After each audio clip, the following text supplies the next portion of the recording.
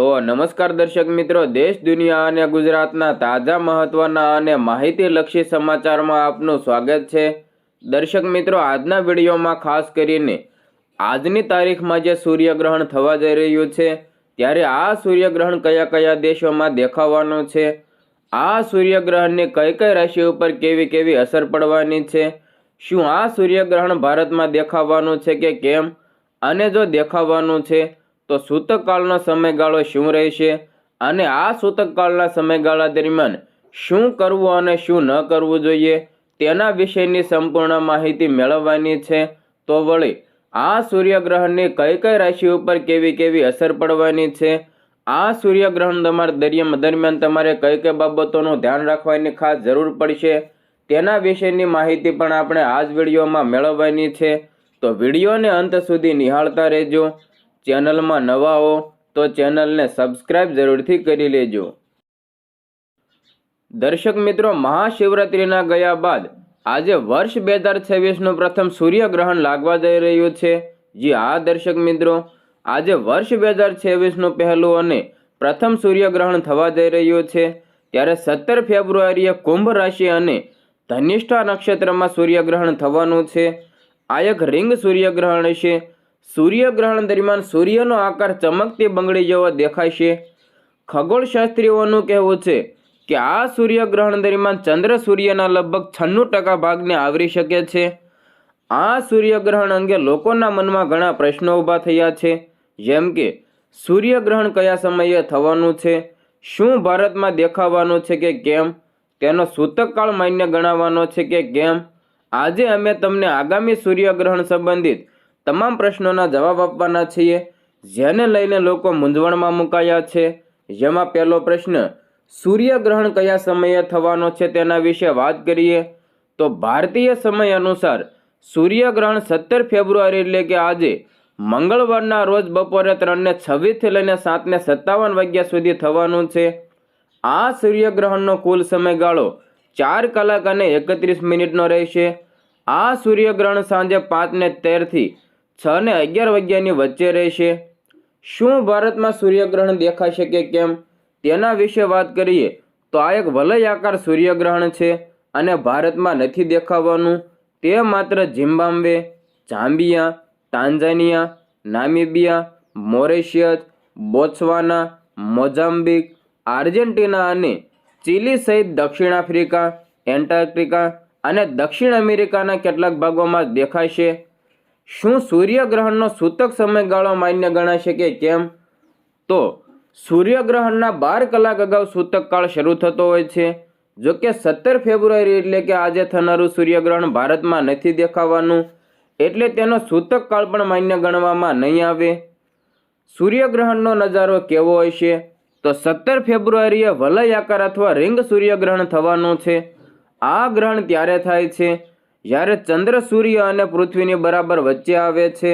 આ દરમિયાન સૂર્ય પૃથ્વીના કેટલાક ભાગોમાંથી એક તેજસ્વી રિંગ જેવો દેખાય છે અને રિંગ ઓફ ફાયર તરીકે ઓળખવામાં આવે છે। સૂર્યગ્રહણના પ્રકારો વિશે વાત કરીએ તો સૂર્યગ્રહણના મુખ્ય 3 પ્રકારો છે। પ્રથમ પૂર્ણ સૂર્યગ્રહણ, જેમાં ચંદ્ર સૂર્યને સંપૂર્ણપણે ઢાંકી દે છે।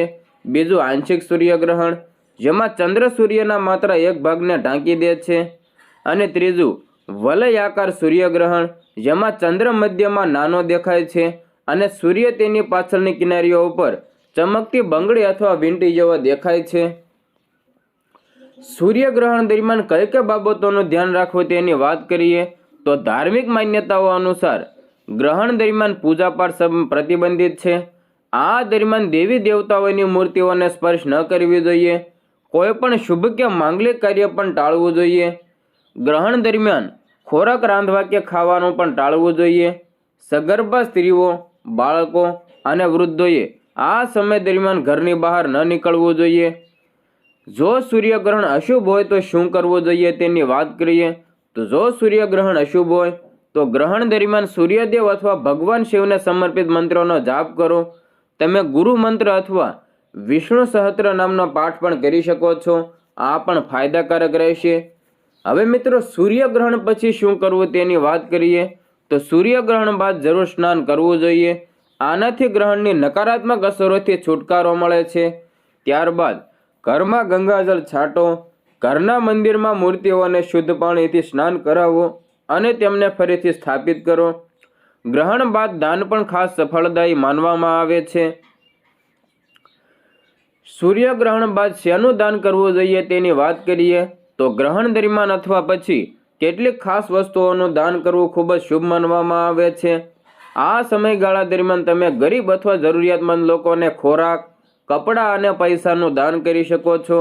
ગ્રહણ બાદ સૂર્ય સંબંધિત વસ્તુઓનું દાન કરવામાં આવે તો તે વધુ સારું રહેશે. આ દરમિયાન તમે ઘઉં, ચોખા, કઠોળ, ગોળ, કાળા તલ અને પીળા ફળોનું દાન કરી શકો છો. સૂર્યગ્રહણ દરમિયાન આ મંત્રનો જાપ કરવો ફાયદાકારક રહેશે, જેમાં સૂર્યબીજ મંત્ર ઓમ હા હિમ ઓમ સૂર્યાય નમઃ, સૂર્ય મૂલ મંત્ર ઓમ ધ્રુણી સૂર્યાય નમઃ અથવા ઓમ હિમ ધ્રુણી સૂર્ય આદિત્ય શ્રીમ. મિત્રો, હિન્દુ માન્યતાઓ અનુસાર સૂર્ય અને ચંદ્રગ્રહણનો સંબંધ રાહુ અને કેતુ સાથે માનવામાં આવે છે, જેને પાપ અથવા છાયાગ્રહો તરીકે ઓળખવામાં આવે છે. એવું માનવામાં આવે છે કે સમુદ્ર મંથનમાંથી મળેલા અમૃતના કળશને લઈને દેવતાઓ અને દાનવો વચ્ચે વિવાદ થયો હતો. ભગવાન વિષ્ણુએ મોહિનીનું રૂપ ધારણ કરીને અમૃતને દેવતાઓને વહેંચવાની શરૂઆત કરી. ત્યારે સ્વર્ભા નામના અસુરને સમજી ગયો કે ચૂપચાપ દેવતાઓની હરોળમાં બેસી ગયો. તેને અમૃતપાન પણ કરી લીધું. સૂર્ય અને ચંદ્રએ તેને ઓળખી લીધો અને વિષ્ણુને સત્ય કહ્યું. ત્યારબાદ વિષ્ણુએ સુદર્શન ચક્રથી તેનું માથું શરીરથી અલગ કરી દીધું. જો કે અમૃતપાનને કારણે તેનું મૃત્યુ થઈ શક્યું નહીં. તેના બદલે તેનું શરીર બે ભાગમાં વહેંચાઈ ગયું અને તે રાહુ અને કેતુ તરીકે ઓળખાયા. એવું કહેવાય છે કે આ બંને સમય ઉપર સૂર્ય અને ચંદ્રને ગળીને ગ્રહણ ઉત્પન્ન કરે છે. દર્શક મિત્રો, આજના દિવસે જે સૂર્યગ્રહણ લાગવા જઈ રહ્યું છે તેના વિશે તમારો શું મંતવ્ય છે? શું આ સૂર્યગ્રહણ ભારતમાં નથી દેખાવાનું, છતાં પણ આ સૂર્યગ્રહણની જે માન્યતાઓ છે તેને તમે માન્ય ગણવાના છો કે કેમ? તે કોમેન્ટ બોક્સમાં તમારો મંતવ્ય જરૂર જણાવજો.